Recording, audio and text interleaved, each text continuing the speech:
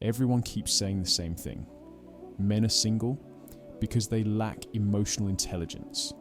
They can't communicate. They can't heal. They can't grow.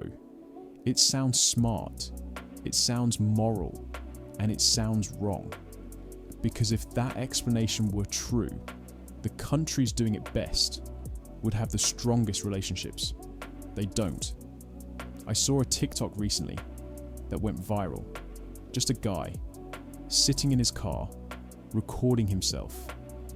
He said something like this: "For the first time in history, women aren't choosing men for money or stability. They're choosing character, emotional intelligence, communication, accountability, and now everyone's single." Then he added, "Back in the day, men only had two jobs: don't die, provide. Now, women want men who can express feelings without glitching." And suddenly, the dating pool is framed as impossibly small. The video spreads, the comments fill up, agreement stacks. The take feels smart without ever being tested. Let's start with history. Men didn't just exist and provide. That's a simplified, meme version of the past. Historically, men were expected to be respected, reliable, disciplined, socially accountable, approved by family, approved by community. A man who provided but lacked self-control wasn't considered marriage material. People didn't lack emotions before therapy language existed. They regulated emotions differently. Stoicism isn't emotional stupidity. Silence isn't emotional absence. Action is also emotional expression.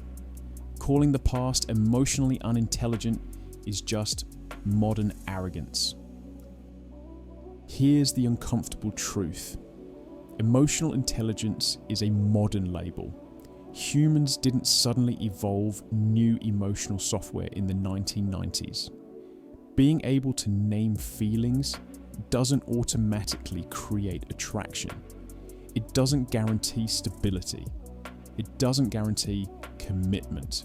Plenty of emotionally articulate people are anxious, indecisive, and unattractive. Older marriages didn't last because everyone felt deeply understood. They lasted because roles were clear, expectations were stable, commitment came before feelings, feelings followed structure, not the other way around. If equality and emotional awareness culture were the fix, the Nordic countries should be the clearest proof. They're among the most gender-equal societies on Earth, and women's workforce participation is high. Yet relationship outcomes still look messy. Divorce rates are not low, and marriage patterns have shifted over time, with less marriage in some places, and more cohabitation overall. And loneliness is serious enough that Nordic governments and researchers treat it as a public health and demographic concern. So whatever is breaking modern dating, it's bigger than men just need more emotional intelligence. What changed wasn't men suddenly losing personality, it was the system. Dating apps distorted the sexual marketplace.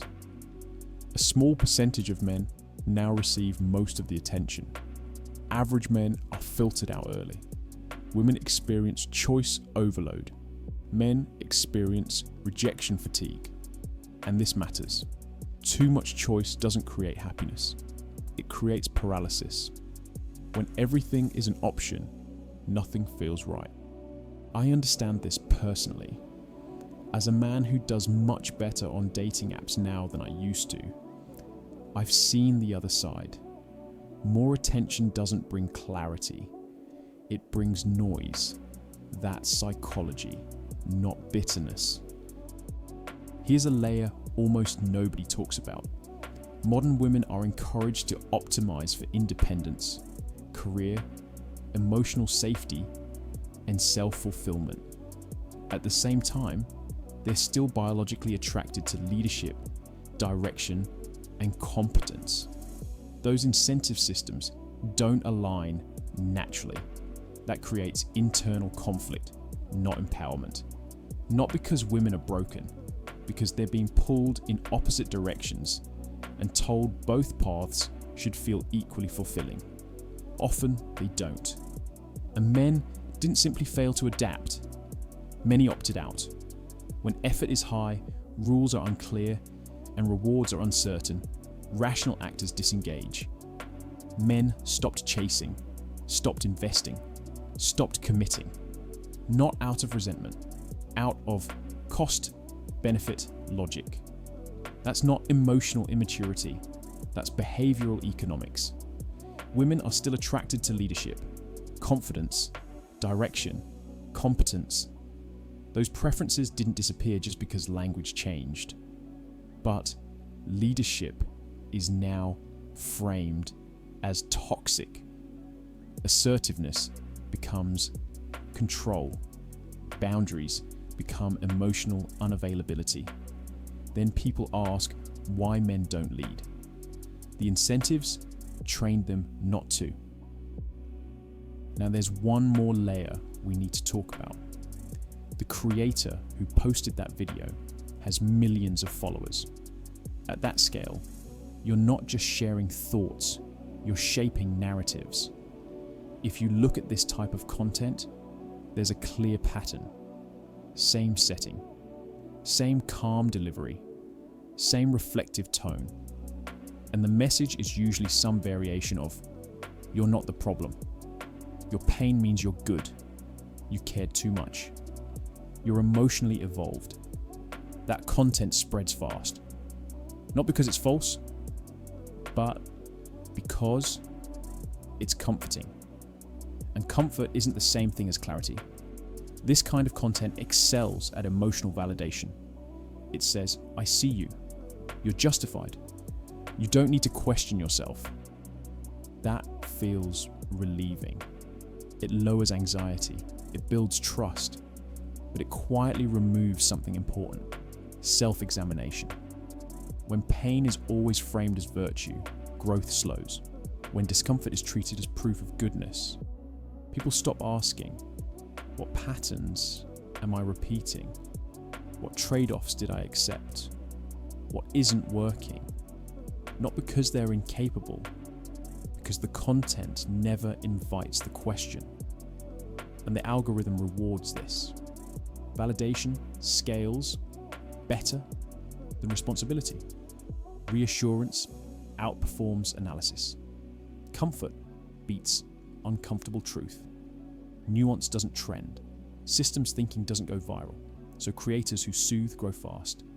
Creators who challenge grow slowly. That's not a moral failure. That's an incentive structure. The result is predictable. Men learn how to perform emotional language rather than build competence and direction. Women feel understood but remain stuck in the same contradictions. Everyone feels seen. No one moves forward. This isn't about attacking one creator. It's about recognizing a pattern. Modern dating didn't fail because men lack emotional intelligence. It failed because we dismantled structure, denied biology, inflated expectations, distorted mate selection with technology, and then blamed individuals when the system pushed back. That's not misogyny. That's systems thinking. Comfort gets views. Clarity changes outcomes. And relationships don't run on reassurance. They run on reality.